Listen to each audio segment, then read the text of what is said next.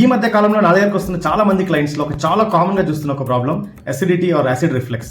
So అది ఎందుకు వస్తుంది అండ్ దానికి సొల్యూషన్ ఏంటి అనేది నేను చెప్పబోతున్నా, పూర్తిగా చూడండి. బేసికల్ గా మన స్టమక్ లోని pH వాల్యూ 1 నుంచి 3 దాకా ఉండాలి. అంటే చాలా అసిడిక్ గా ఉండాలి. ఎందుకు అంటే దాని వల్ల మన ప్రోటీన్ అబ్జార్ప్షన్ కానీ, బ్రేక్ డౌన్ కానీ, అలాగే చాలా మినరల్స్ అండ్ వైటమిన్స్ అబ్జార్ప్షన్ కానీ బాగా జరుగుతుంది.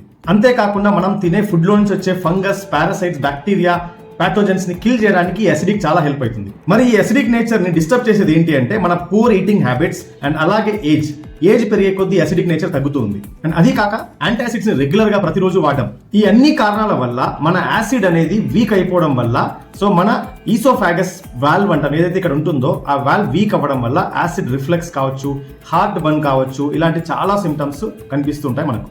మరి దీనికి పర్మనెంట్ సొల్యూషన్ ఏంటి అంటే మీరు తినే ప్రతిరోజు డైట్ లో ఈ 5 పదార్థాలను యాడ్ చేసుకోగలిగితే ఒక పద్ధతి ప్రకారం యాసిడ్ రిఫ్లెక్స్ ఆర్ అసిడిటీ నుంచి మీరు పర్మనెంట్ గా బయటికి రావచ్చు. Number 1 bananas, number 2 almonds, number 3 green leafy vegetables, number 4 oat meals and number 5 ginger. So ఇంకెందుకు ఆలస్యం, ఇప్పుడే ఈ పదార్థాలన్నీ మీ డైట్ లో యాడ్ చేసుకోండి and acid reflex or acidity నుంచి కంప్లీట్ రిలీఫ్ పొందండి.